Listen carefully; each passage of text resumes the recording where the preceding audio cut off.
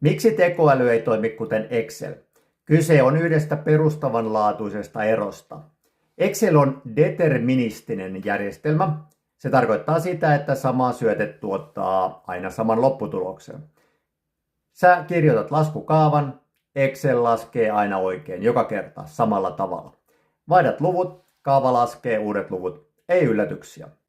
Generatiivinen tekoäly on epädeterministinen järjestelmä. Sama kysymys voi tuottaa eri vastauksen eri kerroilla. Se ei ole vika, se on ominaisuus. Malli valitsee pienellä satunnaisella vaihtelulla todennäköisimmän vastauksen, ei ainoa oikeaa. Siksi tekoälyä ei voi käyttää kuten Exceliä. Sä et voi rakentaa prosessia, joka luottaa siihen, että tekoäly tekee aina täsmälleen saman asian. Siksi myös odotukset kannattaa asettaa oikein. Tekoäly on erinomainen ajattelukumppani, luonnollisen kielen käsittelijä ja ideoija. Excel on erinomainen laskija ja prosessien automatisoija. Molemmat ovat parhaimmillaan, kun tiedät kumman valita.